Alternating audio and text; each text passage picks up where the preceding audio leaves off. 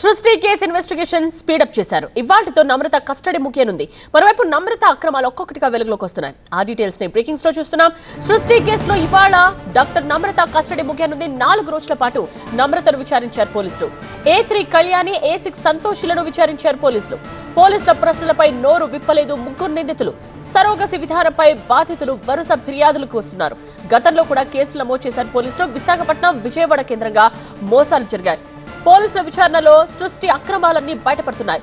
ఇవాళ కస్టడీ ముగిసిన తర్వాత కోర్టులో నిందితులను హాజరుపరచనున్నారు పోలీసులు.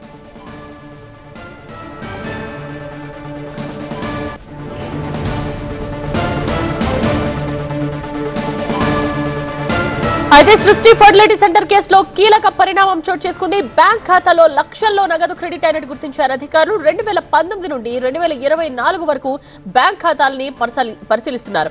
నమ్రత, సృష్టి బ్యాంక్ ఖాతాలని ఫ్రీజ్ చేసే అవకాశం ఉంది. మరో 5 కేసుల్లో సరోగసి డ్రామా ఆడి బాధితుల నుండి కోటి వరకు వసూలు చేసినట్టుగా తెలుస్తోంది. రాజస్థాన్ దంపతుల నుండి 30 లక్షలు వసూలు చేశారు. నల్గొండ దంపతుల నుండి 11 లక్షలు, ఎన్ఆర్ఐ జంట నుండి 19 లక్షలు వసూలు చేశారు. ఇక హైదరాబాద్ కు చెందిన జంట నుండి 16.5 లక్షలు వసూలు చేశారు. మరో జంట నుండి 12.5 లక్షలు వసూలు చేశారు నమ్రత. ఇలా మొత్తం బాధితుల నుండి కోటి వరకు వసూలు చేశారు.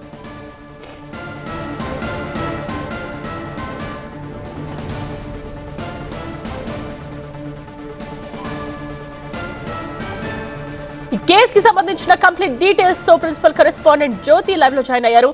జ్యోతి, ఇన్వెస్టిగేషన్ స్పీడప్ అయింది. ఇవాళతో నమ్రత కస్టడీ కూడా ముగుస్తోంది. సో ఈ కస్టడీలో ఆమె ఎటువంటి వివరాలు కూడా వెల్లడించలేదు, నోరు విప్పలేదని తెలుస్తోంది. వాట్ నెక్స్ట్, ఏం జరగచ్చు?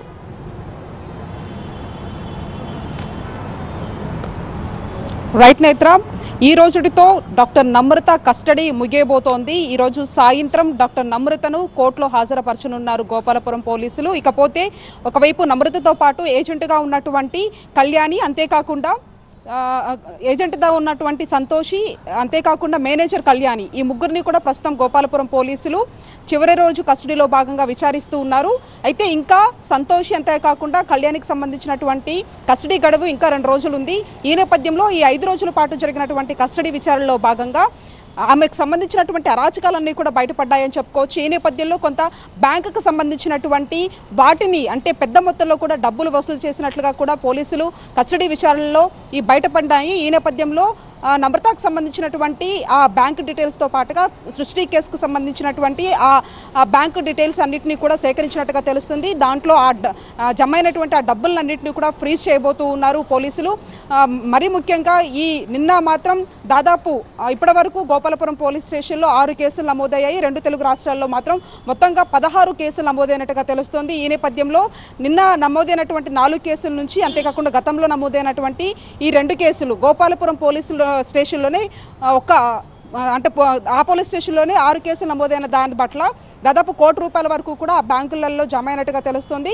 ఈ నేపథ్యంలో వాటికి సంబంధించి పూర్తిగా కూడా ఫ్రీజ్ చేసేటటువంటి పనిలో పోలీసులు ఉన్నారని చెప్పుకోవచ్చు. ఇకపోతే డాక్టర్ విద్యులతను కూడా నిన్న శంషాబాద్ ఎయిర్పోర్ట్లో అక్కడ సిఐఎఫ్ అధికారులు అదుపులోకి తీసుకున్నారు. ఆ తర్వాత పోలీసులకు సమాచారం ఇవ్వడంతో కూడా గోపాలపురం పోలీసులు ఆమెకి అదుపులోకి తీసుకున్నట్టుగా తెలుస్తుంది. ఎందుకంటే బాధితులు ఇచ్చినటువంటి ఫిర్యాదులో డాక్టర్ విద్యులతకు సంబంధించి ఆమె కూడా వైజాగ్లో, అంతేకాకుండా సికింద్రాబాద్లో కూడా కొన్ని ఆపరేషన్స్ చేసినట్టుగా తెలుస్తోంది. ఈ నేపథ్యంలో ఆమె దగ్గర నుంచి కూడా వివరాలు తెలుసుకుంటున్నారు. అఫీషియల్గా ఇంకా అంటే ఏ కోణంలో ఆమెను విచారిస్తున్నారనేది కూడా అఫీషియల్గా పోలీసుల నుంచి రావాల్సినటువంటి అంశంగా చెప్పుకోవచ్చు. మొత్తంగా ఈ కేసులో కూడా చాలామంది అరెస్టులు కొనసాగేటటువంటి అవకాశం కనిపిస్తోంది. ఇప్పటివరకు స్టార్టింగ్ ఎప్పుడైతే ఈ కేసుకు సంబంధించి వివరాలు బయటపడినటువంటి సందర్భంలో 8 మందిని అరెస్ట్ చేశారు. తర్వాత 3 అరెస్ట్ చేశారు. నిన్న ఒకరిని అదుపులోకి తీసుకోవడం జరిగింది.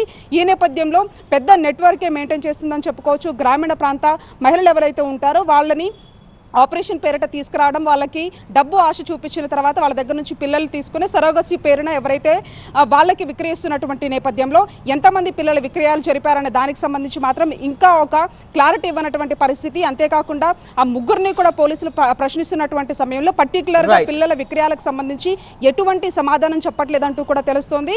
ఈ నేపథ్యంలో ఈ రోజు చివరి రోజు కస్టడీ ఉన్నటువంటి నేపథ్యంలో కూడా ఇంకా మరికొన్ని విషయాలకు సంబంధించి కూడా ఈ రోజు అడుగుతారు. ఆ తర్వాత ఈ రోజు సాయంత్రం కోర్టులో నమ్రతను హాజరుపరిచేటటువంటి అవకాశం ఉంటుంది. రేపు మళ్ళీ కళ్యాణిని అంతేకాకుండా ఎవరైతే సంతోష్ ఇద్దరిని కూడా 2 రోజుల పాటు ఇంకా కస్టడీ ఉండడంతో కూడా వాళ్ళకి సంబంధించినటువంటి పాత్ర ఇంకా వేరే సిబ్బంది అంతేకాకుండా ఇక్కడ సృష్టి హాస్పిటల్కి సంబంధించినటువంటి సిబ్బంది గురించి ఆరా తీసేటటువంటి అవకాశం కనిపిస్తూ ఉంది. రైట్ జ్యోతి.